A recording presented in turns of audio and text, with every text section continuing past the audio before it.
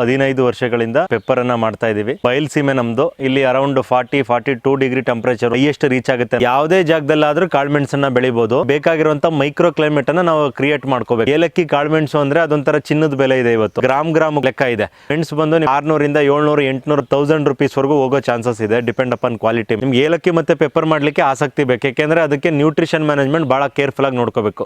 1 ಎಕರೆ ಅಡಿಕೆ ಬೆಳೆಯುವಂತ ನೀರಲ್ಲಿ 3 ರಿಂದ 4 ಎಕರೆ ಮೆಣಸನ್ನ ಮಾಡಬಹುದು. ಸಿಮೆಂಟ್ ಕಂಬಗಳು PUC ಪೈಪಲ್ಲಿ ಮಾಡ್ತಾರೆ. ಮೆಣಸಲ್ಲಿ ಬಂದು ನಿಮಗೆ ಟಾಪ್ ಶೂಟ್ ಮತ್ತೆ ಬಾಟಮ್ ಶೂಟ್ ಮತ್ತೆ ಲ್ಯಾಟ್ರಲ್ ಬಳ್ಳಿಗಳು ಅಂತ 3 ತರದ ಗಿಡಗಳು ಸಿಗುತ್ತೆ. ಕಮರ್ಷಿಯಲ್ ಆಗಿ ಮಾಡ್ತೀನಿ ಅನ್ನೋರು ಟಾಪ್ ಶೂಟ್ ಅಥವಾ ಬಾಟಮ್ ಶೂಟ್ ನ ಆಯ್ಕೆ ಮಾಡ್ಕೋತಾರೆ. ಮೇ ಜೂನ್ ಇಂದ ಮಳೆ ಬಿದ್ದ ನಂತರನೇ ನಾಟಿನ ಆರಂಭ ಮಾಡಬೇಕು. ಮೆಣಸು ಅನ್ನೋದು 1-1.5 ವರ್ಷ 2 ವರ್ಷದಲ್ಲಿ ಆರಂಭ ಆಗ್ತಾ ಹೋಗ್ತದೆ. ಅದೇ ಟಾಪ್ ಶೂಟ್ ಹಾಕಿದ್ರೆ ಬಾಟಮ್ ಶೂಟ್ ಎಲ್ಲ 3-3.5 ವರ್ಷದ ನಂತರ ಆರಂಭ ಆಗ್ತದೆ. 1 year ಒಳಗಡೆ ನಾನು ಪೆಪ್ಪರ್ ಫಾರ್ಮಿಂಗ್ ಖಾಲಿ ಲ್ಯಾಂಡ್ ಅಲ್ಲಿ ಸ್ಟಾರ್ಟ್ ಮಾಡಬೇಕು ಅಂದ್ರೆ ಬೆಸ್ಟ್ ಆಪ್ಷನ್ ಬಂದು ಗ್ಲಿರಿಸಿಡಿಯಾ ಮತ್ತೆ ಅಕ್ಸೆ. ಉತ್ತಮವಾಗಿರುವಂತ ಇಳುವರಿ ತೆಗಿಬೇಕು ಅಂದ್ರೆ ಅನ್ನೆಸೆಸರಿಯಾಗಿ ಏನೇನೋ ವ್ಯವಸಾಯಗಳು ಮಾಡೋದು, ಗೊಬ್ಬರಗಳು ತಂದು ಸುರಿದ್ರೆ ದುಪ್ಪಟ್ಟು ಆದಾಯ ಬರಲ್ಲ. ಸಾವಯವವಾಗಿ ಮಾಡಬಹುದು. NPK ನ ನೀವು ಜೈವಿಕವಾಗಿ ಕೊಡ್ತೀರಾ ಅಥವಾ ಸಿಂಥೆಟಿಕ್ ಫಾರ್ಮ್ ಅಲ್ಲಿ ಕೊಡ್ತೀರಾ ಅನ್ನೋದು ನಿಮ್ಮ ಮೇಲೆ ಬಿಟ್ಟಿದ್ದು. ಗಿಡಕ್ಕೆ ಏನ್ ಬೇಕೋ ಅದು ನೀವು ಕೊಡ್ಲೇಬೇಕು. ನಿಮ್ಮ ಮಣ್ಣಲ್ಲಿ ಏನಿದೆ ಏನಿಲ್ಲ ಅನ್ನೋದನ್ನ ಫಸ್ಟ್ ನೀವು ಒಂದು ಡೇಟಾ ಕಲೆಕ್ಟ್ ಮಾಡ್ಕೋಬೇಕು. ಬೆಟರ್ ಒಂದು ಆಪ್ಷನ್ ಇರುವಂತದ್ದು ನಮ್ಮ ಬಯಲ್ಸೀಮೆಯಲ್ಲಿ. ನಮ್ಮಲ್ಲಿ ರೋಗಗಳು ಕಡಿಮೆ ಇದೆ. ಯಾವುದೇ ರೀತಿ ಕೆಮಿಕಲ್ ಸ್ಪ್ರೇ ಮಾಡೋದಾಗ್ಲಿ ಅಥವಾ ದಾಳಿಂಬೆ ಸೀಬೆ ತರ ಹೆವಿ ರಿಸ್ಕ್ ಇದೆ. ಮೆಣಸು ಅಥವಾ ಏಲಕ್ಕಿನ ಕಟ್ ಮಾಡಿದ್ರೆ 2 ವರ್ಷ ಇಟ್ಕೊಂಡು ನಾನು ಮಾರಾಟ ಮಾಡಬಹುದು. ಎಲ್ಲಾ ಪೇಪರ್ಗೂ ಒಂದೇ ಪ್ರೈಸ್ ಇಲ್ಲ, ಅದು ಗುಣಮಟ್ಟ ಇರಬೇಕು. ಅದಕ್ಕೆ ಕಾಯಿಗಳು ಜೊಳ್ಳು ಬರಬಾರದು, ಕಾಯಿ ವೆಯ್ಟ್ ರೇಷಿಯೋ ಸರಿಯಾಗಿರ್ಬೇಕು, ಕಲರ್ ಪಿಗ್ಮೆಂಟ್ ವೇರಿಯೇಷನ್ ಆಗಬಾರ್ದು, ಒಳ್ಳೆ ಕಲರ್ ಇರಬೇಕು, ಬ್ಲಾಕ್ ಕಲರ್ ಬರಬೇಕು, ಶೈನಿಂಗ್ ಚೆನ್ನಾಗಿರ್ಬೇಕು. ಆ 1 ಲೀಟರ್ ವ್ಯಾಲ್ಯೂಮ್ ಇರುವಂತ ಜಗ್ಗಿಗೆ ನಾವು ಮೆಣಸನ್ನ ಫಿಲ್ ಮಾಡಿದಾಗ 600 ಇಂದ 620 ಗ್ರಾಮ್ ಬಂದ್ರೆ ಇಂಟರ್ನ್ಯಾಷನಲ್ ಕ್ವಾಲಿಟಿಗೆ ವ್ಯಾಲಿಡ್ ಆಗಿರುವಂತ ಮೆಣಸು. 400 ಗ್ರಾಮ್ 300 ಅಥವಾ 500 ಹಿಂಗ್ ಬರ್ತಾ ಇದೆ ಅಂದ್ರೆ ಸ್ವಲ್ಪ ಲೋ ಗ್ರೇಡ್ ಅಂತ ಕನ್ಸಿಡರ್ ಮಾಡ್ತಾರೆ. ತುಮಕೂರು, ಚಿತ್ರದುರ್ಗ, ಹಾಸನ, ರಾಮನಗರ, ಚಾಮರಾಜನಗರ, ಈ ಬಿಡದಿ, ಈ ಬೆಂಗಳೂರು, ಹಾವೇರಿಯಲ್ಲಿ ಮಾಡ್ಬೋದು, ಎಲ್ಲ ಕಡೆ ಮಾಡ್ಬೋದು. ಬಟ್ ನಾವು ಮೈಕ್ರೋ ಕ್ಲೈಮೇಟ್ಗಳನ್ನ ಕ್ರಿಯೇಟ್ ಮಾಡ್ಕೋಬೇಕು. ಕೆಲವುದು ನೆರಳಲ್ಲಿ ಬೆಳೆಯುವಂಥ ವೆರೈಟಿಗಳಿದೆ, ಕೆಲವುದು ಬಿಸಿಲಲ್ಲಿ ಬರುವಂಥ ವೆರೈಟಿಗಳಿದೆ. ನೀವು ಯಾವ ಜಾಗದಲ್ಲಿ ಮಾಡ್ತಾ ಇದ್ದೀರಾ ಅಂತ ನೋಡಿಕೊಂಡು ಸೆಲೆಕ್ಟ್ ಮಾಡಿ. ನೇರವಾಗಿ ತೋಟಗಳನ್ನ ವಿಸಿಟ್ ಮಾಡಬೇಕು. ನಮಸ್ಕಾರ ಸರ್. ನಿಮ್ಮ ಪರಿಚಯ ಮಾಡಿಕೊಡಿ ಸರ್. ನನ್ನ ಹೆಸರು ಕೀರ್ತಿಗೌಡ ಅಂತ ಹೇಳಿ. ಇದು ಯಮ್ಮಡಹಳ್ಳಿ ಗ್ರಾಮ, ಬೂಕನಕೆರೆ ಹೋಬಳಿ, KR ಪೇಟೆ ತಾಲೂಕು, ಮಂಡ್ಯ ಜಿಲ್ಲೆ. ನಾವು ಇಲ್ಲಿ ಸುಮಾರು ಒಂದು 15 ವರ್ಷಗಳಿಂದ ಪೆಪ್ಪರನ್ನು ಮಾಡ್ತಾಯಿದ್ದೀವಿ. ನಮ್ಮ ತಂದೆಯವರು ಇದನ್ನು ಆರಂಭ ಮಾಡಿದ್ದು. ಸುಮಾರು ಒಂದು 5-10 ಗಿಡಗಳನ್ನ ನಾಟಿ ಮಾಡಿ ಮೊದಲಿಗೆ ಆರಂಭ ಮಾಡಿದ್ದು. ಸೊ ಇದು ಬಯಲ್ಸೀಮೆ ನಮ್ಮದು. ಇಲ್ಲಿ ಅರೌಂಡ್ 42 ಡಿಗ್ರಿ ಟೆಂಪ್ರೇಚರ್ವರೆಗೂ ಹೈಯೆಸ್ಟ್ ರೀಚ್ ಆಗುತ್ತೆ ನಮ್ಮ ಕಡೆ. ಆ ಕಾರಣದಿಂದ ಇಲ್ಲಿ ಬೆಳಿಬೋದಾ ಅನ್ನೋದೊಂದು ಡೌಟ್ ಇತ್ತು ಹಿಂದೆ. ನಮ್ಮ ತಂದೆಯವ್ರು ಏನು ಮಾಡಿದ್ರು, ಕೆಲವು ಗಿಡಗಳಿಗೆ ಹಬ್ಬಿಸಿ, ಮೊದಲು ತೇಗದ ಗಿಡ ಮತ್ತು ತೆಂಗಿನ ಗಿಡ ಇತ್ತು, ಅದಕ್ಕೆ ಹಬ್ಬಿಸಿ ಅದರಿಂದ ರಿಸಲ್ಟ್ ನೋಡ್ಕೊಂಡು ಇಲ್ಲೇ ನಮ್ಮ ಗಿಡ ಮಾಡ್ಕೊಂಡು ಸುಮಾರು ಒಂದು 15 ವರ್ಷದಿಂದ ಒಂದು 800 ಬಳ್ಳಿಗಳನ್ನ ಮಾಡಿದ್ದೀವಿ ನಮ್ಮ ತೋಟದಲ್ಲಿದೆ. ಈಗ ಅಂದರೆ ಒಳ್ಳೆ ಫಸಲು ಬರ್ತಾಯಿದೆ. ನಾವು ಏಲಕ್ಕಿ ಬೆಳೆದಿದ್ದೀವಿ, ಮೆಣಸು ಬೆಳೆದಿದ್ದೀವಿ. ಅದ್ರ ಜೊತೆಗೆ ಅಡಿಕೆ ಮತ್ತು ತೆಂಗು, ಸಿಲ್ವಾರ ಇದೆ, ಮತ್ತು ತೇಗ ಇದೆ. ಸೊ ಪ್ರತಿಯೊಂದು ಮರಕ್ಕೂ ಕೂಡ ನಾವು ಏನು ಮಾಡಿದ್ದೀವಿ, ಕಾಳುಮೆಣಸನ್ನು ಹಬ್ಬಿಸಿದ್ದೀವಿ. ಈಗ ಕಾಳುಮೆಣಸು ಬಂದರೆ ಮುಖ್ಯವಾಗಿ ಕಾಳುಮೆಣಸನ್ನು ಎಲ್ಲ ರೈತರಿಗೂ ಒಂದು ಮೂಢನಂಬಿಕೆ ಏನಂದರೆ, ಕೆಲವು ಹಿಂದೆಯಿಂದ ಬಂದಿರೋದು ಕಾಳುಮೆಣಸು ಅಂದರೆ ಬರೀ ಅದು ಮಲೆನಾಡಲ್ಲಿ ಮಾಡೋವಂಥದ್ದು, ಬಯಲ್ಸೀಮೆಲೆ ಆಗಲ್ಲ, ಇಲ್ಲಿ ಹೆವಿ ಟೆಂಪ್ರೇಚರ್ ಇರುತ್ತೆ, ಅಥವಾ ಇಲ್ಲಿ ಅದಕ್ಕೆ ಸೂಟೇಬಲ್ ಆಗುವಂಥ ವಾತಾವರಣ ಇರಲ್ಲ, ಇಲ್ಲಿ ಬೆಳೆಯೋಕ್ಕಾಗಲ್ಲ ಅನ್ನೋ ಒಂದು ಇದರಲ್ಲೇ ಥಾಟ್ ಪ್ರೊಸೆಸ್ಸಲ್ಲೇ ಇದ್ದಾರೆ. ಸೊ ಆ ಥರ ಆಗಲ್ಲ. ನೀವು ಯಾವುದೇ ಜಾಗದಲ್ಲಾದರೂ ಕಾಳುಮೆಣಸನ್ನು ಬೆಳಿಬೋದು, ಏಲಕ್ಕಿನೂ ಸಹ ಬೆಳಿಬೋದು. ಅದಕ್ಕೆ ಬೇಕಾಗಿರುವಂಥ ಮೈಕ್ರೋ ಕ್ಲೈಮೇಟನ್ನು ನಾವು ಕ್ರಿಯೇಟ್ ಮಾಡ್ಕೋಬೇಕಷ್ಟೆ. ನಾನು ಯಾವುದೋ ಥರ ನಾನು ಕಾಳುಮೆಣಸು ಏಲಕ್ಕಿ ಬೆಳಿತೀನಿ ಅಂದರೆ ಅದು ಖಂಡಿತ ಅಸಾಧ್ಯ. ಅದಕ್ಕೆ ಅನುಕೂಲಕರವಾಗಿರುವಂಥ ವಾತಾವರಣವನ್ನು ನಾವು ನಮ್ಮ ತೋಟದಲ್ಲಿ ರೆಡಿ ಕ್ರಿಯೇಟ್ ಮಾಡಿಕೊಂಡಾಗ ನೀವು ಉತ್ತಮವಾಗಿರುವಂಥ ಏಲಕ್ಕಿ ಮತ್ತು ಕಾಳುಮೆಣಸನ್ನು ಬೆಳಿಲಿಕ್ಕೆ ಒಂದು ಅನುಕೂಲ ಆಗ್ತದೆ. ಸೊ ಹೀಗಾಗಿ ಕೆಲವರಿಗೆ ತುಂಬಾ ಡೌಟ್ ಇರುವಂಥದ್ದು, ನಮ್ಮ ಬಯಲ್ಸೀಮೆಯಲ್ಲಿ ಬರುತ್ತಾ ಸರ್, ಯಾವ ಥರ ಬರುತ್ತೆ, ಏನು ಪ್ರೊಸೀಜರ್ ಅಂತ. ಅದೇ ಪ್ರಾರಂಭ ಮಾಡೋಕ್ಕಿಂತ ಮುನ್ನ ಅದ್ರ ಬಗ್ಗೆ ಇನ್ ಡೀಟೇಲ್ ಆಗಿ ತಿಳ್ಕೊಳ್ಳಿ. ಏಕೆಂದರೆ ಏಲಕ್ಕಿ ಕಾಳುಮೆಣಸು ಅಂದರೆ ಅದೊಂಥರ ಚಿನ್ನದ ಬೆಲೆ ಇದೆ ಇವತ್ತು. ನಿಮಗೆ ಗ್ರಾಮ್ ಕೂಡ ಲೆಕ್ಕ ಇದೆ. ಇವತ್ತು ಮೆಣಸು ಬಂದು ನಿಮಗೆ 600 ಇಂದ 700 800 ರೂಪಾಯಿವರೆಗೂ ರೀಚ್ ಆಗ್ತಾ ಇದೆ. ಅರೌಂಡ್ 1000 rupees ಹೋಗೋ ಚಾನ್ಸಸ್ ಇದೆ, ಡಿಪೆಂಡ್ ಅಪಾನ್ ಕ್ವಾಲಿಟಿ ಮೇಲೆ. ಆ ಕಾರಣದಿಂದ ರೈತ ಬರೀ ಏಕ ಬೆಳೆಗೆ ಸೀಮಿತ ಆಗಿರಬಾರ್ದು. ಅಡಿಕೆ ಬೆಳಿತೀನಿ ಅಥವಾ ತೆಂಗು ಬೆಳಿತೀನಿ ಏನೋ ಏಕ ಬೆಳೆಗೆ ಸೀಮಿತ ಆಗಿದ್ರೆ ಮಾರುಕಟ್ಟೆಯಲ್ಲಿ ಅಥವಾ ಅಡಿಕೆ ದರ ಕುಸಿದಾಗ ಅಥವಾ ತೆಂಗಿನ ದರ ಯಾವತ್ತು ಕುಸಿದಾಗ ನಮಗೆ ಏನಾಗುತ್ತೆ, ರೈತನಿಗೆ ಒಂದನ್ನೇ ನಂಬ್ಕೊಂಡಿದ್ದಾಗ ನಷ್ಟ ಆಗುತ್ತೆ. ಆ ಕಾರಣದಿಂದ ಮಲ್ಟಿ ಫಾರ್ಮಿಂಗ್ ಅಂದರೆ ನೀವು ಬೇರೆ ಬೇರೆ ಬೆಳೆಗಳನ್ನ ಒಂದೇ ಜಾಗದಲ್ಲಿ ಅಳವಡಿಸ್ಕೊಂಡಾಗ ಏಲಕ್ಕಿ ಹಾಕೋದು ಅಡಿಕೆ ಗಿಡದ ಮಧ್ಯ ಅಥವಾ ತೆಂಗಿನ ಗಿಡದ ಮಧ್ಯ, ಮತ್ತು ಪ್ರತಿ ತೆಂಗು ಅಥವಾ ಅಡಿಕೆಗೆ ನಾವು ಕಾಳುಮೆಣಸನ್ನು ಹಬ್ಸೋದ್ರಿಂದ ಕಾಳುಮೆಣಸಿಂದನೂ ಆದಾಯ ಬರುತ್ತೆ, ಅಡಿಕೆಯಿಂದನೂ ಆದಾಯ ಬರುತ್ತೆ, ಮತ್ತು ಏಲಕ್ಕಿಯಿಂದನೂ ಕೂಡ ಆದಾಯ ಬರ್ತಾ ಹೋಗುತ್ತೆ. ಈ ಥರ ಯಾವತ್ತೂ ರೈತರು ಮಲ್ಟಿಪಲ್ ಇನ್ಕಮ್ ಸೋರ್ಸನ್ನು ಜನ್ರೇಟ್ ಮಾಡ್ಕೋಬೇಕು. ಆಗ ನಿಮಗೇನಾಗುತ್ತೆ, ಒಂದು ರೈತರ ಬದುಕು ಸುಸ್ಥಿರವಾಗಿ ನಡೆಯುತ್ತೆ. ನಾನು ಬರೀ ಏಕ ಬೆಳೆಗೆ ಸೀಮಿತ ಆಗಿಬಿಟ್ಟಿದ್ದೀನಿ, ನನಗೆ ಅಡಿಕೆಯಲ್ಲಿ ಬರ್ತಾ ಇರದೆ ಸಾಕು, ಆ ಥರ ಆದರೆ ಕೆಲವು ಟೈಮಲ್ಲಿ ಏನಾಗುತ್ತೆ, ಫೇಲ್ಯೂರ್ ಆಗೋ ಚಾನ್ಸಸ್ ತುಂಬಾ ಇರುತ್ತೆ. ಆಮೇಲೆ ಪೆಪ್ಪರನ್ನು ಬೆಳಿಲಿಕ್ಕೆ ಒಂದು ಇಂಪಾರ್ಟೆಂಟ್ ವಿಷಯ ಏನಂದರೆ, ತಿಳ್ಕೊಬೇಕಾಗಿರೋದು ರೈತರು ಆಸಕ್ತಿ ಬೇಕು. ನಿಮ್ಗೆ ಏಲಕ್ಕಿ ಮತ್ತು ಪೆಪ್ಪರ್ ಮಾಡಲಿಕ್ಕೆ ಆಸಕ್ತಿ ಬೇಕು. ಯಾಕೆಂದರೆ ಅದಕ್ಕೆ ನ್ಯೂಟ್ರಿಷನ್ ಮ್ಯಾನೇಜ್ಮೆಂಟ್ ಭಾಳ ಕೇರ್ಫುಲ್ಲಾಗಿ ನೋಡ್ಕೋಬೇಕು. ಈಗ ನೀವು 1 ಎಕರೆ ಅಡಿಕೆ ಬೆಳೆಯುವಂಥ ನೀರಲ್ಲಿ 3 ರಿಂದ 4 ಎಕರೆ ಮೆಣಸನ್ನು ಮಾಡ್ಬೋದು. ಇದು ನಿಮಗೆ ಆಶ್ಚರ್ಯ ಅನ್ನಿಸ್ಬೋದು, ಅದು ಖಂಡಿತ ಹೌದು. ಏಕೆಂದರೆ ನೀವೀಗ ಸಿಲ್ವರ ಅಥವಾ ಈಗ PUC ಪೈಪಲ್ಲಿ ಮಾಡ್ತಾರೆ, ಅಥವಾ ಸಿಮೆಂಟ್ ಕಂಬಗಳು ಅದನ್ನು ನಾಟಿ ಮಾಡಿ ಕೂಡ ಇವತ್ತು ಪೆಪ್ಪರನ್ನು ಬೆಳೀತಾ ಇದ್ದಾರೆ. ಆ ಥರ ನೀವು ಮಾಡಿದ್ರೆ ಬರೀ 1 ಎಕರೆಗೆ ಏನು ಅಡಿಕೆಗೆ ನಾವು ನೀರು ಕೊಡ್ತೀವಲ್ಲ, ಅದನ್ನು 3 ಎಕರೆ ಮೆಣಸನ್ನು ಬೆಳೀಲಿಕ್ಕೆ, 4 ಎಕರೆ ಮೆಣಸನ್ನು ಬೆಳೀಲಿಕ್ಕೆ ಉಪಯೋಗ ಮಾಡ್ಕೋಬೋದು. ಸೊ ನೀರನ್ನ ಕಡಿಮೆ ಕೇಳುತ್ತೆ ಬೆಳೆ. ಆಮೇಲೆ ಇನ್ನೊಂದು ಮುಖ್ಯವಾದ ವಿಷಯ ಏನಂದರೆ, ರೈತರು ಯಾವತ್ತೂ ಕೂಡ ತಮ್ಮ ಹತ್ತಿರದ ಭಾಗಗಳಲ್ಲಿ, ಅಂದರೆ ಬಯಲುಸೀಮೆಲೆ ಗಿಡಗಳನ್ನ ತೊಗೊಂಡೋಗ್ಬೇಕು. ಸೊ ಈ ಕಡೆ ಭಾಗದಲ್ಲಿ ಅಡ್ಜಸ್ಟ್ ಆಗಿದೆ ಅಂದರೆ, ಸೊ ಈ ಕಡೆ ಭಾಗದಿಂದ ಅಡ್ಜಸ್ಟ್ ಆಗಿ ತೊಗೊಂಡೋದಾಗ ನಿಮ್ಗೇನಾಗುತ್ತೆ, ಅದೇ ರೀತಿ ಜನ್ರೇಷನ್ ಅನ್ನೋದು ಫಾಲೋ ಆಗಿರುತ್ತೆ. ನಾವೇನು ಮಾಡ್ತೀವಿ, ಅಥವಾ ಯಾವುದೋ ಮಳೆ ಬೀಳೋ ಪ್ರದೇಶದಲ್ಲಿ ಅಥವಾ ಜಾಸ್ತಿ ಎಲ್ಲೋ ದೂರದಿಂದ ನಾವು ಗಿಡ ತಂದಾಕ್ದಾಗ ಮೆಣಸು ಮತ್ತು ಏಲಕ್ಕಿ ಬಳ್ಳಿಗಳು ಅಡ್ಜಸ್ಟ್ ಆಗಲ್ಲ. ಆಮೇಲೆ ಇನ್ನೊಂದು ಏನು ಅಂದರೆ, ಮೆಣಸನ್ನು ನಾಟಿ ಮಾಡಿದ ಮೇಲೆ ಭಾಳ ಎಚ್ಚರಿಕೆಯಿಂದ ನೋಡ್ಕೋಬೇಕು. ಆಮೇಲೆ ನಾಟಿ ಮಾಡೋದು ಅಷ್ಟೇ, ಅದು ರೂಟು ಡಿಸ್ಟರ್ಬ್ ಆಗುತ್ತೆ. ನಿಮ್ಗೆ ರೂಟ್ ಎಷ್ಟೇ ಚೆನ್ನಾಗಿ ಬೆಳೆದಿದ್ರು ಕೂಡ ಗಿಡಗಳನ್ನ ತಂದು ನಾಟಿ ಮಾಡಿದಾಗ ಅಲ್ಲಿ ನಾವು ರೂಟ್ನ ಡಿಸ್ಟರ್ಬ್ ಮಾಡಿಸಿದ್ರೆ, ಅಥವಾ ಗಿಡ ಜಾಸ್ತಿ ಶೇಕ್ ಆಗಿದ್ರೆ ಗಿಡಗಳು ಚಿಗುರಲ್ಲ, ಮಾರ್ಟಾಲಿಟಿ ರೇಟ್ ಜಾಸ್ತಿ ಇರುತ್ತೆ. ಹಂಗಾಗಿ ಚೆನ್ನಾಗಿ ಬೆಳೆಯೋವರೆಗೂ ಒಂದು ಸರಿಯಾಗಿ ಅದು ನಿರ್ವಹಣೆ ಮಾಡಿ ನೋಡಿಕೊಂಡ್ರೆ ನಿಮ್ಗೆ ಆಮೇಲೆ ಒಳ್ಳೆ ಬೆಳವಣಿಗೆ ಅನ್ನೋದು ಆರಂಭ ಆಗ್ತಾ ಹೋಗುತ್ತೆ. ಮೆಣಸಲ್ಲಿ ಬಂದು ನಿಮಗೆ ಟಾಪ್ ಶೂಟ್ ಮತ್ತು ಬಾಟಮ್ ಶೂಟ್ ಮತ್ತು ಲ್ಯಾಟ್ರಲ್ ಬಳ್ಳಿಗಳು ಅಂತ 3 ಥರದ ಗಿಡಗಳು ಸಿಗುತ್ತೆ. ಅದರಲ್ಲಿ ಬಾಟಮ್ ಶೂಟ್ ಅಂದರೆ ರನ್ನರ್ಸ್ ಅಂತ ಕರಿತೀವಿ. ಅಂದರೆ ಸುಮ್ಮನೆ ಬೆಳ್ಕೊಂಡೋಗಿರುತ್ತೆ ಗಿಡದಿಂದ, ಅದು ಯಾವುದೇ ರೀತಿ ಉಪಯೋಗ ಇಲ್ಲ, ಅಂದರೆ ರೈತರಿಗೆ ಯಾವುದೇ ರೀತಿ ಉಪಯೋಗ ಇಲ್ಲ, ಅದರಿಂದ ಕಾಯಿ ಬರಲ್ಲ, ಜಸ್ಟ್ ಅದು ಎಕ್ಸ್ಟ್ರಾ ಕೊಂಬೆ ಥರ ಬೆಳೆದಿರುತ್ತೆ, ಅದನ್ನು ಕಟ್ ಮಾಡ್ತಾರೆ. ಏಕೆಂದರೆ ಅದು ಇದ್ದಷ್ಟು ಕೂಡ ನಮಗೆ ಗಿಡಕ್ಕೆ ಹಾನಿ ಆಗುತ್ತೆ, ಅದು ಎಕ್ಸ್ಟ್ರಾ ಕಾಯಿ ಬರುವಂಥದ್ದನ್ನು ತಡೆಯುತ್ತೆ. ಹಾಗಾಗಿ ಅದನ್ನೇನು ಮಾಡ್ತೀವಿ, ಕಟ್ ಮಾಡ್ತೀವಿ. ಆ ಕಟ್ ಮಾಡೋದ್ರಿಂದ ಗಿಡ ಮಾಡೋದು ನಿಮಗೆ ಕಡಿಮೆ ರೇಟಾಗಿ ಸಿಗುತ್ತೆ. ಅದೇ ಟಾಪ್ ಶೂಟಿಂದ ಕಟ್ ಮಾಡಿದ್ರೆ ನಿಮಗೆ ಅದು, ಏಕೆಂದರೆ ಅದು ಇಳುವರಿನ ತೊಗೊಂಡು ಕಟ್ ಮಾಡೋವಂಥದ್ದು, ಅದು ನಿಮಗೆ ಸ್ವಲ್ಪ ರೇಟ್ ಜಾಸ್ತಿ ಆಗುತ್ತೆ. ಇನ್ನು ಲ್ಯಾಟ್ರಲ್ ಬಳ್ಳಿಗಳು ಅಂದರೆ ಈ ಥರ ಫಸಲು ಬಂದಿರೋವಂಥದ್ದು ಮಧ್ಯ ಕೊನೆಯಿಂದ ಕಟ್ ಮಾಡ್ತೀವಿ. ಇದನ್ನು ಬುಷ್ ಪೆಪ್ಪರ್ ಮಾಡಲಿಕ್ಕೆ ಉಪಯೋಗ ಮಾಡ್ತೀವಿ. ಸೊ ಇದರಲ್ಲಿ ಕಮರ್ಷಿಯಲಾಗಿ ಮಾಡ್ತೀನಿ ಅನ್ನೋರು ಟಾಪ್ ಶೂಟ್ ಅಥವಾ ಬಾಟಮ್ ಶೂಟ್ನ ಆಯ್ಕೆ ಮಾಡ್ಕೋತಾರೆ. ಬಾಟಮ್ ಶೂಟಲ್ಲಿ ಏನಾಗುತ್ತೆ ಅಂದರೆ ಇಳುವರಿ ಕಡಿಮೆ ಬರುತ್ತೆ, ಇಳುವರಿ ಲೇಟ್ ಆಗುತ್ತೆ, ಮತ್ತು ಮೊರ್ಟಾಲಿಟಿ ರೇಟಸ್ ಇರುತ್ತೆ. ಬಟ್ ನಿಮಗೆ ಟಾಪ್ ಶೂಟಲ್ಲಿ ಇಳುವರಿ ಬೇಗ ಮುಂಚಿತವಾಗಿ ಆರಂಭ ಆಗುತ್ತೆ, ಮತ್ತು ಜಾಸ್ತಿ ಇಳುವರಿ ತೆಗಿಬೋದು, ಮತ್ತು ರೈತನಿಗೂ ಕೂಡ ಗಿಡಗಳು ಬೇಗ ಬೆಳವಣಿಗೆ ಆಗ್ತವೆ. ಈ ಉದ್ದೇಶದಿಂದ ಜಾಸ್ತಿ ಟಾಪ್ ಶೂಟನ್ನು ಜಾಸ್ತಿ ಆಯ್ಕೆ ಮಾಡ್ತಾರೆ. ಆಮೇಲೆ ನಿಮಗೆ ನಾಟಿ ಮಾಡೋ ಟೈಮ್ ಬಂದು ಮೆಣಸನ್ನು ನಿಮಗೆ ಮೇ ಹಂತದಿಂದ ಅಕ್ಟೋಬರ್ ಹಂತದೊಳಗಡೆ ನಾಟಿಯನ್ನು ಮಾಡ್ಬೋದು. ಅಕ್ಟೋಬರ್ ನವೆಂಬರ್ ಒಳಗಡೆ, ಅಂದರೆ ನಿಮ್ಮ ಮಳೆ ಬೀಳೋ ಪ್ರದೇಶ ಅಥವಾ ಯಾವ ಥರ ಇದೆ ಆ ಅಂಶಗಳನ್ನ ನೋಡಿಕೊಂಡು ನೀವು ನಾಟಿಯನ್ನು ಮಾಡಬೇಕು. ಮೇಯಿಂದ ನವೆಂಬರ್ ಒಳಗಡೆ ನಾಟಿ ಮಾಡಿದ್ರೆ ಸೂಕ್ತ. ಬೇರೆ ಟೈಮಲ್ಲಿ ನಾಟಿ ಮಾಡ್ಬೋದು, ಬಟ್ ಏನಂದರೆ ಕೆಲವ್ರು ಹೇಳ್ತಾರೆ, ಸರ್ ನಮ್ಮದು ನೆರಳಿದೆ, ನಾವು ಈ ಟೈಮಲ್ಲಿ ಮಾಡಿಬಿಡ್ತೀವಿ ಅಂತ. ಸೊ ವೈಟ್ ರೂಟ್ಸ್ ಅನ್ನೋದು ಹೀಟ್ ಇದ್ದಾಗ ವೈಟ್ ರೂಟ್ಸ್ ಫಾರ್ಮೇಷನ್ ಆಗೋಲ್ಲ ಗಿಡಗಳಿಗೆ, ಪೆಪ್ಪರ್ಗೆ. ಆಗೇನಾಗುತ್ತೆ, ಈಗ ನೋಡಿ ಯಾವ ಥರ ಅಂದರೆ, ಒಂದು ಎಕ್ಸಾಂಪಲು, ಈಗ ನಾವು 4G 5G ನಮ್ಗೆ ಎಫೆಕ್ಟ್ ಮಾಡ್ತಾ ಇಲ್ಲ, ಬಟ್ 4G 5G ಸಿಗ್ನಲಿಂದ ಗುಬ್ಬಚ್ಚಿಗಳು ಸಾಯ್ತಾ ಇದ್ದಾವೆ. ಯಾಕೆಂದರೆ ಆ ಸಿಗ್ನಲ್ ಸ್ಟ್ರೆಂತ್ ಅನ್ನೋದೇನಾಗುತ್ತೆ, ಅದಕ್ಕೆ ಅಫೆಕ್ಟ್ ಮಾಡಿ ಅದರ ಹಾರ್ಟ್ ರೇಟ್ನ ಜಾಸ್ತಿ ಮಾಡಿ ಗುಬ್ಬಚ್ಚಿಗಳು ಸಾಯೋಕ್ಕೆ ಕಾರಣ ಆಗ್ತಾಯಿದೆ. ಅದೇ ಥರ ಈ ಸನ್ಲೈಟ್ ಅನ್ನೋದೇನಾಗುತ್ತೆ, ಹೀಟ್ ಬರುತ್ತಲ್ಲ, ಸನ್ ಹೀಟು, ಅದೇನಾಗುತ್ತೆ UV ರೇಡಿಯೇಷನ್ ಎಲ್ಲ ಬಂದು ನೀವು ನೆರಳಲ್ಲಿ ನಿಂತಿದ್ರು ಕೂಡ ಹೀಟ್ ಅನ್ನೋದು ನಮಗೆ ಫೀಲ್ ಆಗುತ್ತೆ. ಅದೇ ಥರ ವೈಟ್ ರೂಟ್ಸು ಫಾರ್ಮೇಷನ್ ಆಗಬೇಕಾದ್ರೆ ಇನಿಷಿಯಲಲ್ಲಿ ಆ ಗಿಡಗಳಿಗೆ ಏನಾಗುತ್ತೆ, ಅದು ನಿಮಗೆ ರೂಟ್ನ ಡ್ಯಾಮೇಜ್ ಮಾಡಿದಾಗ ಆ ಬೆಳವಣಿಗೆ ಕುಗ್ಗೋಗುತ್ತೆ, ಅಂದರೆ ಬೆಳವಣಿಗೆ ಕಂಪ್ಲೀಟ್ ಡೌನ್ ಆಗುತ್ತೆ. ಆಗ ನೀವು ಗಿಡ ತೊಗೊಂಡೋಗಿ ಹಾಕೋನು ವೇಸ್ಟ್ ಆಗುತ್ತೆ. ಹಾಗಾಗಿ ನಾವು ಸಮ್ಮರ್ ಟೈಮಲ್ಲಿ ನಾಟಿ ಮಾಡೋದನ್ನು ಅವಾಯ್ಡ್ ಮಾಡ್ತೀವಿ. ನಿಮಗೆ ಏನು ಮೇ ಜೂನಿಂದ ಮಳೆ ಬಿದ್ದ ನಂತರನೇ ನಾಟಿನ ಆರಂಭ ಮಾಡಬೇಕು. ಸೊ ನೀವು ನಾಟಿನ ಆರಂಭ ಮಾಡಿದ್ರೆ ಮೆಣಸು ಅನ್ನೋದು 1-1.5 ವರ್ಷ 2 ವರ್ಷದಲ್ಲಿ ಆರಂಭ ಆಗ್ತಾ ಹೋಗ್ತದೆ.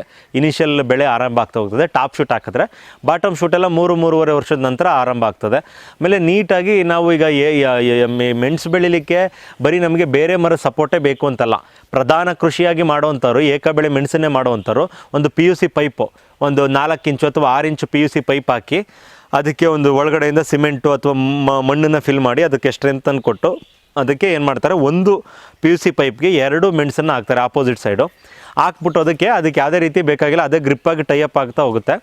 ನಿಮ್ಗೆ ಈ ಥರನೂ ಬೆಳಿಬೋದು. ಇಲ್ಲಾಂದರೆ ಹಳೇದು ನಿಮ್ಮದು ಸಿಮೆಂಟ್ ಕಂಬಗಳಿದೆ, ಒಂದು 10 ಅಡಿ 15 ಅಡಿ 12 ಅಡಿದು, ಆ ಥರ ಮಣ್ಣಿಗೆ ಉಣ್ಬಿಟ್ಟು ಅದನ್ನು ಕೆಲವರು 9, 10 ಅಥವಾ 12 ಈ ಥರ ಅಂತರ ಕೊಟ್ಟು ಸ್ಪೇಸಿಂಗ್ ಕೊಟ್ಟು ಮೆಣಸನ್ನು ಬೆಳೀತಾರೆ. ಸೊ ಈ ಥರ ನಿಮಗೆ ಮೆಣಸಲ್ಲಿ ಇವತ್ತು ಒಳ್ಳೆ ಉತ್ತಮವಾದಂಥ ಆದಾಯನ ತೆಗಿಬೋದು. ಇದನ್ನು ಪೆಪ್ಪರ್ನ ಇವತ್ತು ಬ್ಲ್ಯಾಕ್ ಡೈಮಂಡ್ ಅಂತ ಕರೀತಾರೆ, ಕಪ್ಪು ಬಂಗಾರ. ಸೊ ಸರಿನಾ, ಕಪ್ಪು ಬಂಗಾರ, ಕಪ್ಪು ವಜ್ರ ಅಂತೆಲ್ಲ ಉಲ್ಲೇಖ ಮಾಡ್ತಾರೆ. ಯಾಕೆಂದರೆ ರೋಮನ್ನರು, ಬ್ರಿಟಿಷರು, ಫ್ರೆಂಚನ್ನರು ನಮ್ಮ ಇಂಡಿಯಾಗೆ ಕಾಲಿಟ್ಟಿದ್ದೇನೆ ಸಾಂಬಾರು ಪದಾರ್ಥಕ್ಕೋಸ್ಕರ. ನೀವು ಬೇರೆ ದೇಶದ ಬೇರೆ ಜಾಗದಲ್ಲಿ ಎಲ್ಲೇ ಇದ್ರೂ ನಮ್ಮ ದೇಶದ, ಅದು ಎಕ್ಸ್ಪೆಷಲಿ ನಾವು ಸೌತ್ ಇಂಡಿಯನ್ಗಿರುವಂಥ ಸಾಂಬಾರು ಪದಾರ್ಥದ ಬೆಲೆ ಮತ್ತು ಇದರ ಒಂದು ಈ ಈ ಪ್ರೈಸು ಮತ್ತು ಈ ರಿದಮ್, ಈ ಪವರ್ ಇದೆಯಲ್ಲ, ಅದು ನಿಮಗೆ ಯಾವುದೇ ಸ್ಪೈಸಸಲ್ಲಿ ಬೇರೆ ಔಟರ್ ಸೈಡು ಸಿಗೋಲ್ಲ. ಹಂಗಾಗಿ ಇದನ್ನು ಹೆಚ್ಚಿನ ಬೆಲೆ ಕೊಟ್ಟು ನಮ್ಮ ಸೌತ್ ಇಂಡಿಯನ್ ಸಾಂಬಾರು ಪದಾರ್ಥನ ಬೇರೆ ದೇಶದವರು ಖರೀದಿ ಮಾಡ್ತಾರೆ. ಸೊ ಈ ಕಾರಣದಿಂದ ನೀವು ಅಂತರ ಬೆಳೆಯಾಗಿ ಬೆಳ್ಕೊಂಡಾಗ ಅಡಿಕೆ ಹಾಕ್ಬಿಟ್ಟಿದ್ದೀನಿ, ಅಥವಾ ಈ ಥರ ಯಾವುದೋ ಒಂದು ಮಹಾಗನಿ ಹಾಕಿದ್ದೀನಿ, ಅಥವಾ ಯಾವುದೋ ಎಬ್ಬೇವು ಹಾಕಿದ್ದೀನಿ, ಯಾವುದೋ ಒಂದು ಮರಗಳಿದೆ ಅಂದಾಗ ಅದಕ್ಕೆ ಆರಾಮಾಗಿ ನೀವು ಮೆಣಸನ್ನು ಬೆಳಿಬೋದು. ಆಮೇಲೆ ಖಾಲಿ ಜಮೀನಿರುತ್ತೆ ಅಂದ್ಕೊಳ್ಳಿ. ಸೊ ಖಾಲಿ ಜಮೀನಿದ್ದಾಗ ನನಗೆ ಸರ್ ಇನಿಷಿಯಲಾಗಿ ನಾನು ಮೆಣಸು ಬೆಳೆ ಮಾಡಬೇಕು ಅಂದ್ಕೊಂಡಿದ್ದೀನಿ, ಖಾಲಿ ಜಮೀನಿದೆ, ಅಡಿಕೆ ತೆಂಗಿಲ್ಲ ಅಂದರೆ ನೀವು PUC ಪೈಪು ಅಥವಾ ಸಿಮೆಂಟ್ ಕಂಬಗಳು, ಕಲ್ಲು ಕಂಬಗಳನ್ನ ಯೂಸ್ ಮಾಡ್ಬೋದು. ಬಟ್ ಏನಾಗುತ್ತೆ, ಅದೆಲ್ಲ ಕಾಸ್ಟ್ಲಿ ಬೀಳುತ್ತೆ. ಹಂಗಾಗಿ ಕೆಲವ್ರು ಏನು ಮಾಡ್ತಾರೆ, ಗ್ಲಿರಿಸೀಡಿಯಾನ ಹಾಕೋತಾರೆ. ಸೊ ಗ್ಲಿರಿಸೀಡಿಯಾ ನಿಮಗೆಲ್ಲ ಗೊತ್ತಿರ್ಬೋದು, ಗ್ಲಿರಿಸೀಡಿಯಾ ಅಕ್ಸೆ ಈ ಥರ ಅದನ್ನು ಒಂದು 8 ರಿಂದ 9 ಅಡಿ ಅಥವಾ 10 ಅಡಿ ದೂರಕ್ಕೆ ಏನು ಮಾಡ್ತಾರೆ, ಹಾಕೊಂಡು ಹೋಗ್ತಾರೆ. ಅದು ನಿಮಗೆ 6 ರಿಂದ 8 ತಿಂಗಳಲ್ಲಿ ಒಂದು 5 ಅಡಿ 6 ಅಡಿ ಮೇಲೆ ಬೆಳೀತದೆ ಗ್ಲಿರಿಸೀಡಿಯಾ. 5 ಅಡಿ 6 ಅಡಿ ಬೆಳೆದಿದ್ದಕ್ಕೆ ಕೆಳಗಡೆಯಿಂದ ಗಿಡ ಹಬ್ಬಿಸ್ಬೋದು. ಸೊ ಈ ಥರ ನಾವು ಬೇಗ, ನಾನು ವಿತಿನ್ 1 ಇಯರ್ ಒಳಗಡೆ ನಾನು ಪೆಪ್ಪರ್ ಫಾರ್ಮಿಂಗ್ ಖಾಲಿ ಲ್ಯಾಂಡಲ್ಲಿ ಸ್ಟಾರ್ಟ್ ಮಾಡಬೇಕು ಅಂದರೆ ಬೆಸ್ಟ್ ಆಪ್ಷನ್ ಬಂದು ಗ್ಲಿರಿಸೀಡಿಯಾ ಮತ್ತು ಅಕ್ಸೆ ಅಂತ ಹೇಳೋಕ್ಕೆ ಇಷ್ಟಪಡ್ತೀನಿ.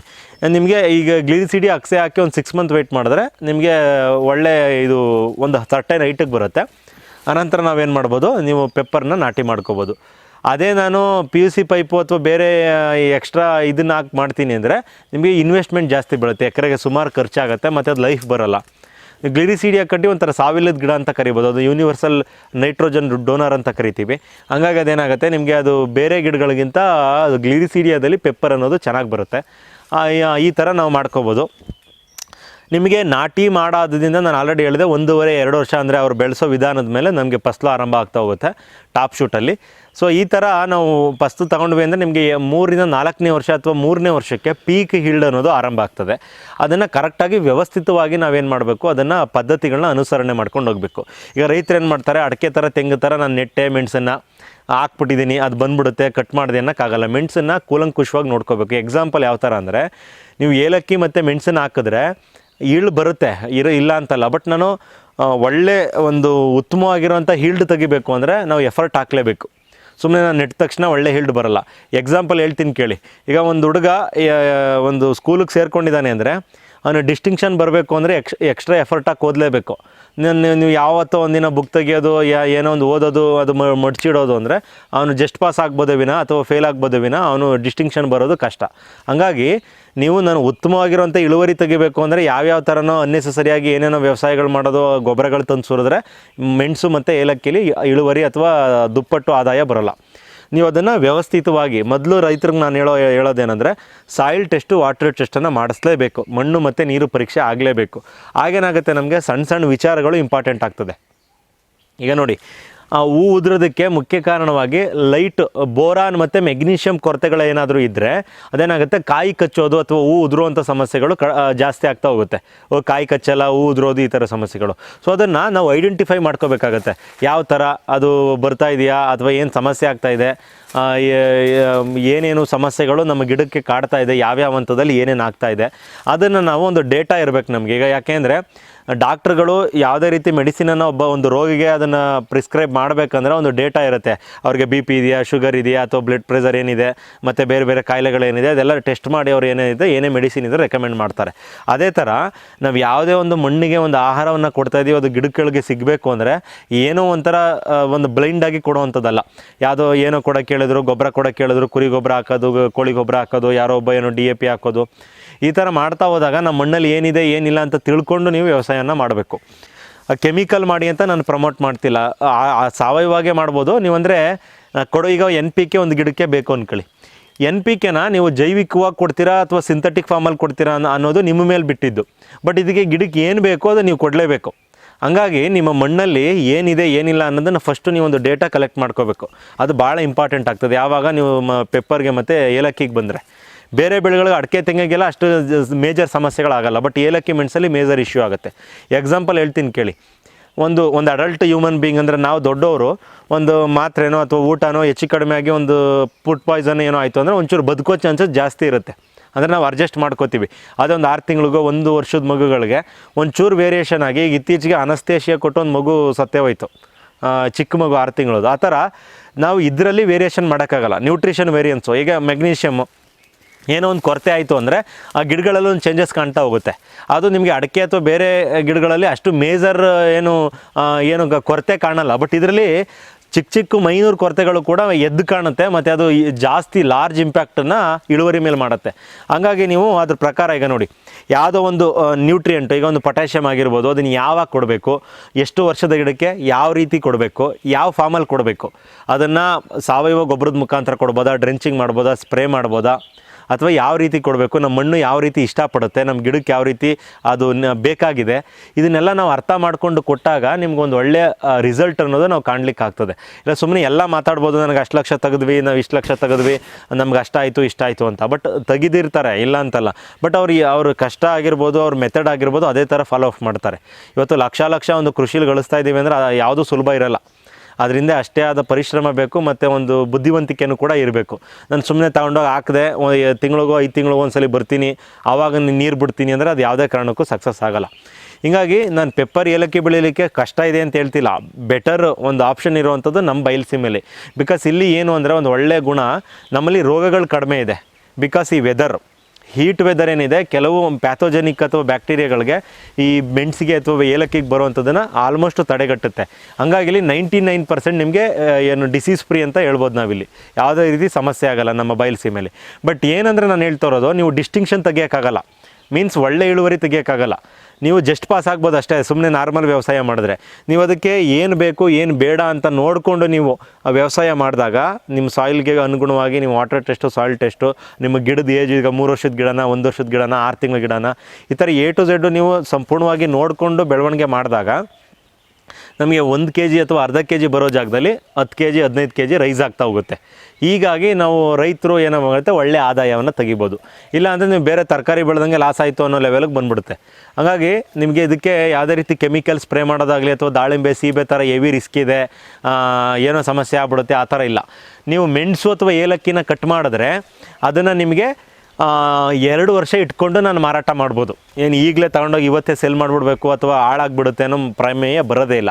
ನೀವು ಮೆಣಸನ್ನ ಇವತ್ತು ಕಟ್ ಮಾಡಿದ್ರೆ ಅಂದರೆ ಅದನ್ನು ಕರೆಕ್ಟ್ ಡ್ರೈಯಿಂಗ್, ಅಂದರೆ ಒಂದು ಮಾಯ್ಶ್ಚರ್ ಕಂಟೆಂಟ್ ಇರೋ ರೀತಿ ಡ್ರೈ ಮಾಡಬೇಕು. ಅದನ್ನು ಕಾಯಲ್ಲಿ ಒಂದು ಪರ್ಫೆಕ್ಟು ಒಂದು ಮಾಯ್ಶ್ಚರ್ ಕಂಟೆಂಟು ಬಂದಾಗ ಅದು ನಿಮಗೆ ಎಷ್ಟು ವರ್ಷ ಬೇಕಾದರೂ ಕಾಯಿನ ಇಟ್ಕೋಬೋದು, ಹಾಳಾಗಲ್ಲ. ನೀವು ಕರೆಕ್ಟಾಗಿ ಅದನ್ನು ಡ್ರೈ ಮಾಡಿಲ್ಲ, ಮಾಯ್ಶ್ಚರ್ ಕಂಟೆಂಟು ಸರಿಯಾಗಿಲ್ಲ ಅಂದರೆ ಅದು ಕಾಯಿ ಬೇಗ ಹಾಳಾಗುತ್ತೆ. ಆಮೇಲೆ ನಿಮ್ಮದು ಉದ್ದೇಶ ಏನಂತ ಫಸ್ಟು ಕ್ಲಿಯರ್ ಆಗಬೇಕು. ನಾನು ಇವತ್ತು ಮೆಣಸನ್ನು ಕಟ್ ಮಾಡಿ ನಾನು ಈ ವರ್ಷವೇ ಕೊಡ್ತೀನಾ, ಅಥವಾ ನಾನು ಮುಂದಿನ ವರ್ಷ ಒಳ್ಳೆ ಪ್ರೈಸ್ ಬರಲಿ ಅಂತ ವೆಯ್ಟ್ ಮಾಡ್ತೀನಾ. ಸೊ ಇದು ಒಂದು ನಿರ್ಧಾರಿತ ಆಗಿರುತ್ತೆ. ನಾನು ಇವತ್ತೇ ಕೊಡ್ತೀನಿ ಅಂದರೆ ಜಾಸ್ತಿ ಒಣಗಿಸೋ ಆಗಿಲ್ಲ. ಅಂದರೆ ಒಂದು ಆವ್ರೇಜಾಗಿ ಒಣಗಿಸ್ಬೇಕು, ಕಾಯಿ ಅಂತೂ ತೊಗೊಳ್ಳಲ್ಲ. ಒಂದು ಮೀಡಿಯಮ್ ರೇಂಜಲ್ಲಿ ಒಣಗಿಸಿ ಅದನ್ನು ನಾವು ಮಾಡ್ಬೋದು. ನಿಮಗೆ ಜಾಸ್ತಿ ವರ್ಷ ಇಡ್ತೀನಿ ಅಂದರೆ ಅದಕ್ಕಿಂತ ಸ್ವಲ್ಪ ಜಾಸ್ತಿ ಒಣಗಿಸ್ಬೇಕು, ಮಾಯ್ಶ್ಚರ್ ಕಂಟೆಂಟ್ ಕಡಿಮೆ ಇರಬೇಕು. ಸೊ ಎಲ್ಲ ಆಸ್ಪೆಕ್ಟಿಂದ ನೋಡ್ಕೋಬೇಕು. ಆಮೇಲೆ ಪೆಪ್ಪರಲ್ಲಿ ಈಗ ಯಾವ ಥರ ನೋಡಿ, ಈಗ ಕ್ವಾಲಿಟಿ ಪೆಪ್ಪರ್ ನಿಮಗೆ ಒಂದು 200 ರೂಪಾಯಿಂದ ಹಿಡಿದು 600, 700, 800, 900 ರೂಪಾಯಿವರೆಗೂ ರೀಚ್ ಆಗಿದೆ. ಹಾಗಾಗಿ ನಿಮಗೆ ಎಲ್ಲ ಪೆಪ್ಪರ್ಗೂ ಒಂದೇ ಪ್ರೈಸ್ ಇಲ್ಲ. ಅದನ್ನು ತಲೆಯಿಂದ ತೆಗೆದಾಕಿ. ನಾನೇನೋ ಪೆಪ್ಪರ್ ಬೆಳೆದೀನಿ ಅಂತ ನನಗೆ 1000 ರೂಪಾಯಿ ಕೊಡಿ ಅಂದರೆ ಯಾರೂ ಕೊಡಲ್ಲ. ನಿಮ್ಮ ಗುಣಮಟ್ಟ ಇರಬೇಕು ಅದಕ್ಕೆ. ಅಂದರೆ ಕಾಯಿಗಳು ಜೊಳ್ಳು ಬರಬಾರ್ದು, ಅರ್ಥ ಆಯ್ತಾ? ಕಾಯಿ ವೆಯ್ಟ್ ರೇಷಿಯೋ ಸರಿಯಾಗಿರಬೇಕು, ಅದು ಭಾಳ ಇಂಪಾರ್ಟೆಂಟು. ಮತ್ತು ಕಲರ್ ಇರಬೇಕು. ನ್ಯಾಚುರಲಾಗಿ ಡ್ರೈ ಮಾಡಿದಾಗ ಪೆಪ್ಪರ್ಲಿ ಒಂದು ಕಲರ್ ಪಿಗ್ಮೆಂಟ್ ಅನ್ನೋದು ಇರುತ್ತೆ. ಕಲರ್ ಪಿಗ್ಮೆಂಟು ವೇರಿಯೇಷನ್ ಆಗಬಾರ್ದು. ಸೊ ಒಳ್ಳೆ ಕಲರ್ ಇರಬೇಕು, ಬ್ಲ್ಯಾಕ್ ಕಲರ್ ಬರಬೇಕು, ಶೈನಿಂಗ್ ಚೆನ್ನಾಗಿರಬೇಕು.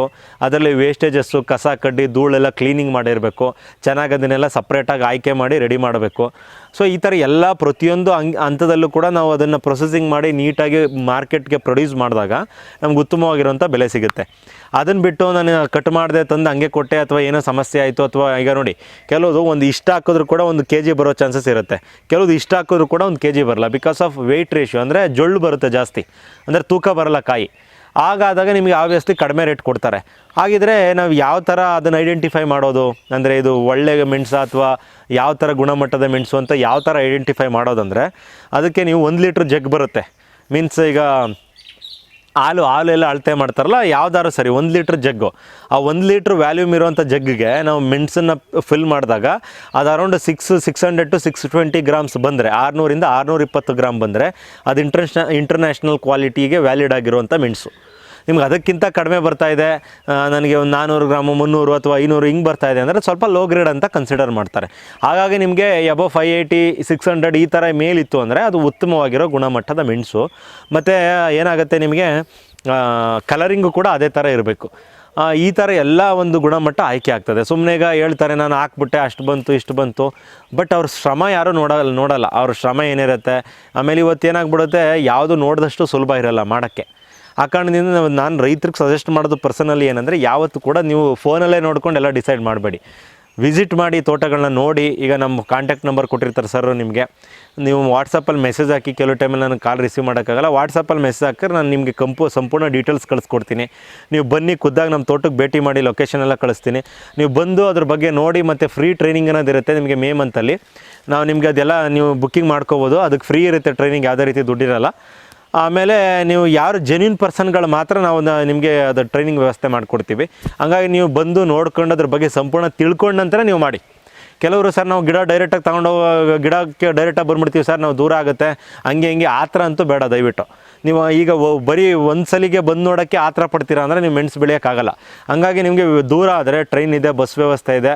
ಒಂದು ದಿನ ಬಂದು ಫ್ರೀಯಾಗಿ ನೋಡ್ಕೊಂಡು ಹೋಗಿ, ಯಾವ ಥರ ಇದೆ, ಏನೇನು ಕಂಡೀಷನ್ಸ್ ಇದೆ, ಯಾವ್ಯಾವ ಥರ ನಾನು ಗುಂಡಿ ತೆಗಿಬೇಕು, ಮಣ್ಣು. ಈಗ ನೋಡಿ ನಮ್ಮದು ರೆಡ್ ಸಾಯಿಲು, ಕೆಲವ್ರದ್ದು ಬ್ಲ್ಯಾಕ್ ಸಾಯಿಲ್ ಇರುತ್ತೆ, ಲೂಮಿ ಸಾಯಿಲ್ ಇರುತ್ತೆ, ನುಜ್ರು ಮಣ್ಣು, ಸುಮಾರು ಥರ ಸವಳು ಮಣ್ಣು ಅಂತ ಬರುತ್ತೆ. ಹೀಗಾಗಿ ಎಲ್ಲ ಮಣ್ಣಲ್ಲೂ ಒಂದೇ ಥರ ವ್ಯವಸಾಯ ಮಾಡೋಕ್ಕಾಗಲ್ಲ. ಕೆಲವ್ರದ್ದು ಹೈಟ್ ಜಾಸ್ತಿ ಮಾಡಬೇಕು, ಕೆಲವ್ರದ್ದು ನೀರು ಕಡಿಮೆ ಕೊಡಬೇಕು, ಗೊಬ್ಬರಗಳು ಬೇರೆ ಬೇರೆ ಇರುತ್ತೆ. ಹಾಗಾಗಿ ಪ್ರತಿಯೊಂದನ್ನು ನಿಮ್ಗೆ ಹಂತವಾಗೆಲ್ಲ ಹೇಳ್ಕೊಡ್ತೀವಿ. ಆ ಕಾರಣದಿಂದ ನೀವು ಅದ್ರ ಬಗ್ಗೆ ಎಲ್ಲ ಗಮನ ಹರಿಸಿ ನೀಟಾಗಿ ಅದನ್ನು ಫಾಲೋ ಅಪ್ ಮಾಡಿಕೊಂಡು ಹೋದಾಗ ಉತ್ತಮವಾಗಿರೋ ಇಳುವರಿನ ತೊಗೋಬೋದು. ಆಮೇಲೆ ನಾವು ನಿಮಗೆ ಒಂದು ಕಮ್ಯುನಿಟಿ ಅಥವಾ ಗ್ರೂಪನ್ನು ಕ್ರಿಯೇಟ್ ಮಾಡಿ, ಅಲ್ಲಿ ನಿಮಗೆ ಒಂದು ಎಲ್ಲ ರೀತಿ ವ್ಯವಸಾಯ ಈ ಕ್ರಮಗಳನ್ನ ಹೇಳ್ಕೊಡ್ತಾ ಹೋಗ್ತೀವಿ. ಈಗ ಸುಮ್ಮನೆ ಗಿಡ ಕೊಟ್ಬಿಟ್ಟು ಇದು ಮಾಡಲ್ಲ, ನೀವು ಗ್ರೂಪಿಗೆ ಜಾಯ್ನ್ ಆಗ್ಬೋದು. ಜಾಯ್ನ್ ಆದರೆ ನಿಮಗೆ ಅಲ್ಲಿ ಯಾವ ಥರ ವ್ಯವಸಾಯ ಮಾಡಬೇಕು, ಗೊಬ್ಬರಗಳು ಯಾವ ಥರ ಹಾಕಬೇಕು, ಈಗ ಸಮ್ಮರ್ ಸ್ಟಾರ್ಟ್ ಆಗೋಕ್ಕಿಂತ ಮುಂಚೆ ಯಾವ್ಯಾವ ಕ್ರಮಗಳನ್ನ ಫಾಲೋ ಮಾಡಬೇಕು, ಈಗ ನನಗೆ ಮುಂಗಾರು ಮಳೆ ಆರಂಭ ಆಗ್ತಾಯಿದೆ, ಆಗ ಯಾವ್ಯಾವ ಥರ ನಾವು ಗಿಡಗಳ ನಿರ್ವಹಣೆ ಮಾಡ್ಕೋಬೇಕು, ಮತ್ತು ನಿಮ್ಮ ಜಾಗ ಮತ್ತು ಬಿಸಿಲು ಮತ್ತು ಮಣ್ಣಿನ ಅನುಗುಣವಾಗಿ ಗೊಬ್ಬರಗಳನ್ನ ಯಾವ್ಯಾವ ಟೈಮಲ್ಲಿ ಕೊಡಬೇಕು, ಫ್ಲವರಿಂಗ್ ಯಾವಾಗ ಆಗುತ್ತೆ, ಇದೆಲ್ಲ ನಿಮಗೆ ಒಂದು ವೀಡಿಯೋ ಸೆಷನ್ಗಳ ಮುಖಾಂತರ ಬರ್ತಾ ಇರುತ್ತೆ. ಆಮೇಲೆ ನಿಮ್ಗೆ ಇನ್ನೊಂದು ಇಂಪಾರ್ಟೆಂಟ್ ಏನಂದರೆ, ನಿಮಗೆ 20 ಏನು ಒಂದು ಜಾಸ್ತಿ ಈಗ ನೋಡಿ ನಿಮ್ಮ ಹತ್ರ ಕಡಿಮೆ ಇರುತ್ತೆ, ಅದನ್ನು ಎಲ್ಲೋ ತೊಗೊಂಡೋಗಿ ಮಾರೋಕ್ಕಾಗಲ್ಲ, ಕಡಿಮೆ ರೇಟಿಗೆ ಕೇಳ್ತಾರೆ. ಡಿಮ್ಯಾಂಡ್ಗೆ ಅವರೇ ಈಗ ಬೈಯರ್ಸೇ ಕಡಿಮೆ ಮಾಡ್ತಾರೆ. ನೀವು ಒಳ್ಳೆ ಕ್ವಾಲಿಟಿ ಮೆಣಸಿದ್ರು ಇದು ಇಷ್ಟಕ್ಕೆ ನಡೆಯೋದಪ್ಪ, ಇದು ಜಾಸ್ತಿ ತಗೊಳ್ಳಲ್ಲ ಅಂತ ಅವರೇ ನಿಮ್ಮನ್ನು ಡಿಮೋಟಿವೇಟ್ ಮಾಡಿಬಿಡ್ತಾರೆ. ಹಂಗಾಗಿ ನೀವು ನಮಗೆ ಕೊಟ್ಟರೆ ಮೆಣಸನ್ನು ನಿಮ್ಮ ಗುಣಮಟ್ಟದ ಆಧಾರಿತದ ಮೇಲೆ ನಾವು ತೊಗೋತೀವಿ. ನಿಮಗದು ಒಳ್ಳೆ ಗುಣಮಟ್ಟ ಇತ್ತು ಅಂದರೆ ರೇಟ್ ಜಾಸ್ತಿ, ಸ್ವಲ್ಪ ಲೋ ಕ್ವಾಲಿಟಿ ಅಂತ ಅಂದರೆ ರೇಟ್ ಕಡಿಮೆ. ನೀವು ನಮ್ಮ ಮುಖಾಂತರನೇ ಮಾರಾಟ ಮಾಡ್ಕೋಬೋದು, ಎಷ್ಟೇ ಟನ್ ಮೆಣಸಿದ್ರು ಕೂಡ. ಅಂದರೆ ನಮಗೆ ಅಂದರೆ ನಾವು ಓನ್ ಯೂಸ್ಗಲ್ಲ, ನಾವು ನಿಮಗೆ ಒಂದು ಬೈಯರ್ಸ್ನ ಕಸ್ಟಮರ್ಸ್ ನಮಗೆ ಸುಮಾರು ಜನ ಇದ್ದಾರೆ. ಈಗ ಆಲ್ರೆಡಿ ಒಂದು 15 ವರ್ಷದಿಂದ ಬೆಳೀತಾ ಇದ್ದೀವಿ ಅಂದರೆ ಸುಮಾರು ಜನ ಪಾರ್ಟಿಗಳು ನಮ್ಮ ಹತ್ರ ಮೆಣಸಿಗಿದ್ದಾರೆ. ಹಾಗಾಗಿ ನಮಗೆ ಸುಮಾರು ಕಡೆಯಿಂದ ಆರ್ಡ್ರ್ ಬಂದಿದೆ. ಈಗ MTR ಮಸಾಲ ಇದೆಲ್ಲ ಕೇಳಿರ್ಬೋದು, ಮತ್ತು ಸುಮಾರು ಮಿಕ್ಸಿಂಗ್ ಯೂನಿಟ್ಗಳು ಇವರೆಲ್ಲ ನಮಗೆ ಅಪ್ರೋಚ್ ಮಾಡಿದ್ದಾರೆ. ಸರ್ ನಮಗೆ ಓನಾಗಿ ಏಲಕ್ಕಿ ಕೊಡಿ ಅಥವಾ ಮೆಣಸು ಕೊಡಿ ಅಂತ. ನಾವು ಏಲಕ್ಕಿನೂ ಸಪ್ಲೈ ಮಾಡ್ತೀವಿ, ಮೆಣಸು ಸಪ್ಲೈ ಮಾಡ್ತೀವಿ. ಹೀಗಾಗಿ ರೈತರು ನಮ್ಮ ಮುಖಾಂತರ ಮಾರಾಟ ಮಾಡ್ಕೋಬೋದು. ಈಗ ಅವರು ಬೆಳೆದ್ಬಿಟ್ಟು ಎಲ್ಲೋ ಮಾರುಕಟ್ಟೆ ಗೊತ್ತಿಲ್ಲದೇ ಪರದಾಡೋ ಬದಲು ಅಥವಾ ಸಮಸ್ಯೆ ಅನುಭವಿಸೋ ಬದಲು ನೀವು ನಮ್ಮನ್ನು ಕಾಂಟ್ಯಾಕ್ಟ್ ಮಾಡಿದ್ರೆ, ಅಥವಾ ನಿಮ್ಮ ನಿಯರ್ ಬೈ ರೈತರು ಯಾರು ಬೆಳೆದಿದ್ದಾರೆ ಅವ್ರಿಗೆ ಮಾರುಕಟ್ಟೆ ಗೊತ್ತಾಗ್ತಿಲ್ಲ ಅಂದರೆ ನೀವು ನಮ್ಮನ್ನು ಕಾಂಟ್ಯಾಕ್ಟ್ ಮಾಡಿ, ನಿಮಗೆ ನಾವು ಮೆಣಸನ್ನು ತೊಗೋತೀವಿ. ಅಂದರೆ ಒಳ್ಳೆ ಗುಣಮಟ್ಟ ಇರಬೇಕು. ನೀವು ಲೋಕಲ್ ಮೆಣಸು ಕೊಟ್ಬಿಟ್ಟು ನಮಗೆ ರೇಟ್ ಕೊಡಿ ಅಂದರೆ ಆಗಲ್ಲ. ಹಂಗಾಗಿ ಒಂದೊಂದು ಅದರ ಗುಣಮಟ್ಟ, ವೆಯ್ಟು, ಈ ಥರ ಪ್ರತಿಯೊಂದು ಅದ್ರ ನಿರ್ಧಾರಿತವಾಗಿ ಅದ್ರ ಸಪ್ರೇಟಾಗಿ ಅದ್ರದ್ದು ಅಮೌಂಟ್ ಅನ್ನೋದು ಇರುತ್ತೆ. ಹೀಗಾಗಿ ಈ ಎಲ್ಲ ಕಾರಣಗಳಿಂದ ರೈತರು ನೀವು ಗಮನವಿಟ್ಟು ಮೆಣಸನ್ನು ಮಾಡ್ಬೋದು. ನೀವು ಇದು ಮೊದಲು ಡೌಟನ್ನು ತೆಗೆದಾಕ್ಬಿಡಿ, ನಾನು ಬೆಳಿಬೋದಾ, ಬೆಳೆಯೋಕ್ಕಾಗಲ್ಲ. ತುಮಕೂರು, ಚಿತ್ರದುರ್ಗ, ಹಾಸನ, ಮತ್ತು ಇದು ರಾಮನಗರ, ಇದು ಚಾಮರಾಜನಗರ, ಈ ಬಿಡದಿ, ಈ ಬೆಂಗಳೂರು, ಎಲ್ಲ ಸೈಡಲ್ಲೂ ಮಾಡ್ಬೋದು. ಹಾವೇರಿಯಲ್ಲಿ ಮಾಡ್ಬೋದು, ಎಲ್ಲ ಕಡೆ ಮಾಡ್ಬೋದು. ಬಟ್ ನಾವು ಮೈಕ್ರೋ ಕ್ಲೈಮೇಟ್ಗಳನ್ನ ಕ್ರಿಯೇಟ್ ಮಾಡ್ಕೋಬೇಕು. ಈಗ ನೋಡಿ ನಮ್ಮ ತೋಟದಲ್ಲಿ ಒಂದು 50 ಡಿಗ್ರಿ ಟೆಂಪ್ರೇಚರ್ ಇದೆ ಅಂದ್ಕೊಳ್ಳಿ. ಆ 50 ಡಿಗ್ರಿ ಟೆಂಪ್ರೇಚರ್ನ 40 ಡಿಗ್ರಿ ಟೆಂಪ್ರೇಚರ್ ಮಾಡಬೇಕು. ಬಿಕಾಸ್ ಯಾವ ಥರ ಅಂದರೆ ನಾವು ಹಾಕುವಂಥ ಬೇರೆ ಬೇರೆ ಗಿಡಗಳು ಅಥವಾ ನಿಮ್ಗೆ ಗ್ಲಿರಿಸಿಡಿ ಹಾಕಿದ್ರೆ ಗೊಬ್ಬರನೂ ಆಗುತ್ತೆ, ಮತ್ತು ಅದು ಸ್ಟ್ರೈಟಾಗಿ ಹಬ್ಸೋದ್ರಿಂದ ನಿಮಗೊಂದು ಸಪೋರ್ಟು ಸಿಗುತ್ತೆ. ಪನೀರ್ ಒನ್ನನ್ನು ನಿಮ್ಗೆ ಏನು ಮಾಡ್ಬೋದು, ಬಿಸಿಲಲ್ಲೂ ಕೂಡ ಹಾಕ್ಬೋದು. ಕೆಲವುದು ನೆರಳಲ್ಲಿ ಬೆಳೆಯುವಂಥ ವೆರೈಟಿಗಳಿದೆ, ಕೆಲವುದು ಬಿಸಿಲಲ್ಲಿ ಬರುವಂಥ ವೆರೈಟಿಗಳಿದೆ. ನೀವು ಯಾವ ಜಾಗದಲ್ಲಿ ಮಾಡ್ತಾಯಿದ್ದೀರ ಅಂತ ನೋಡಿಕೊಂಡು ಸೆಲೆಕ್ಟ್ ಮಾಡಿ. ಮತ್ತು ಎಲ್ಲದಕ್ಕಿಂತ ಮುಖ್ಯವಾಗಿ ನೀವು ನೇರವಾಗಿ ತೋಟಗಳನ್ನ ವಿಸಿಟ್ ಮಾಡಬೇಕು. ತೋಟಗಳನ್ನ ವಿಸಿಟ್ ಮಾಡಿ ಯಾವ ಥರ ಬರ್ತಾ ಇದೆ, ಏನು ಕಂಡೀಷನ್ ಮಾಡ್ತಾಯಿದ್ದಾರೆ, ಯಾವ್ಯಾವ ಥರ ಗಿಡ ಅಡ್ಜಸ್ಟ್ ಆಗಿದೆ, ಅದೆಲ್ಲ ಮೊದಲು ಕೂಲಂಕುಷವಾಗಿ ನೋಡಬೇಕು. ಈಗ ಕೆಲವರು ಸರ್ ಡೈರೆಕ್ಟಾಗಿ ಬಂದುಬಿಡ್ತೀನಿ, ನಾನು ಗಿಡ ತೊಗೊಂಡೋಗ್ಬಿಡ್ತೀನಿ, ನಾನು ನೀವು ನೋಡ್ಬಿಟ್ಟಿದ್ದೀನಿ ಫೋನಲ್ಲಿ, ಆ ಥರ ಪಡಬೇಡಿ. ಸೊ ಹಂಗಾಗಿ ಪ್ರತಿಯೊಂದು ನೋಡ್ಕೊಂಡು ಮಾಡಬೇಕು. ಏಕೆಂದರೆ ಮೆಣಸು ನೀವು ಒಂಚೂರು ಎಡವುದ್ರೆ, ಅಂದರೆ ಚಿಕ್ಕ ಗಿಡ ಇದ್ದಾಗ ಮೊರ್ಟಾಲಿಟಿ ರೇಟ್ ಜಾಸ್ತಿ ಇರುತ್ತೆ, ಗಿಡ ಸತ್ತೋಗುತ್ತೆ. ಹಾಗಾಗಿ ಗಿಡನ ಕಾಪಾಡ್ಕೊಳ್ಳೋವರೆಗೂ ಭಾಳ ಕೇರ್ಫುಲ್ಲಾಗಿ ಹೆಜ್ಜೆ ಇಡಬೇಕು. ಗಿಡ ತೊಗೊಂಡೋದ್ಮೇಲೆ ನೀಟಾಗಿ ಆರೈಕೆ ಮಾಡೋದು, ನ್ಯೂಟ್ರಿಷನ್ ಕೊಡೋದು, ಬ್ಯಾಲೆನ್ಸಿಂಗ್ ಮಾಡ್ಕೊಳ್ಳೋವಂಥದ್ದು, ಚೆನ್ನಾಗಿ ಬೆಳೆಸುವಂಥದ್ದು, ಈ ಥರ ಎಲ್ಲ ಮಾಡಬೇಕು. ಆಗ ನಿಮಗೇನಾಗುತ್ತೆ, ಗಿಡ ಚೆನ್ನಾಗಿ ಬೆಳವಣಿಗೆ ಬರುತ್ತೆ. ಈ ಎಲ್ಲ ಉದ್ದೇಶದಿಂದ ನಾವು ಮೆಣಸಿನ ಕೃಷಿನ ಒಂದು ನಂಬರ್ 1 ಕೃಷಿ ಅಂತ ನಾವು ಏನು ಅದನ್ನು ಕರಿಬೋದು. ಹಂಗಾಗಿ ಇವತ್ತು ಕ್ವೀನ್ ಆಫ್ ಸ್ಪೈಸಸ್ ಅಂತ ಏಲಕ್ಕಿನ ಕರಿತೀವಿ, ಇದು ಕಿಂಗ್ ಆಫ್ ಸ್ಪೈಸ್ ಅಂತ ಮೆಣಸನ್ನು ಕರಿತೀವಿ. ಈ ಉದ್ದೇಶವಾಗಿ ಮೆಣಸನ್ನು ಬೆಳೆಯೋರು ಆರಾಮಾಗಿ ಬೆಳಿಬೋದು, ನಿಮ್ಗೆ ಯಾವುದೇ ರೀತಿ ಸಮಸ್ಯೆ ಇಲ್ಲ. ಇದರಲ್ಲಿ ನಾನು ಆಲ್ರೆಡಿ ಹೇಳ್ದಂಗೆ ಪನೀರ್ 1, ಪನೀರ್ 2, 4, 5, 6ವರೆಗೂ ಇದೆ. ಕಾತ್ಯಾಯಣಿ ಅಂತ ಬರುತ್ತೆ, ಸಿಗಂಧಿಣಿ ಬರುತ್ತೆ, ಮತ್ತು ಇನ್ನೊಂದು ಕರಿಮುಂಡ ಅಂತ ಬರುತ್ತೆ, ಜೀರಿಗೆ ಮುಂಡ ಅಂತ ಬರುತ್ತೆ. ಸುಮಾರು ವಿಧ ತಳಿಗಳಿದ್ದಾವೆ. ಬಟ್ ನಮ್ಮ ಮಣ್ಣು ಯಾವುದು, ಯಾವ ಥರ ಸೂಟ್ ಆಗುತ್ತೆ, ಏನೇನು ಯಾವ ವೆರೈಟಿ ಬೆಳಿಬೇಕು, ಯಾವುದು ರೆಸಿಸ್ಟೆನ್ಸ್ ಚೆನ್ನಾಗಿದೆ, ಇಳುವರಿ ಯಾವ್ದು ಕೊಡುತ್ತೆ, ಇದನ್ನೆಲ್ಲ ಕೂಲಂಕುಷವಾಗಿ ನಮಗೆ ಬಂದು ನಾವು ತಿಳ್ಕೊಳ್ಳಿ. ನಿಮಗೆ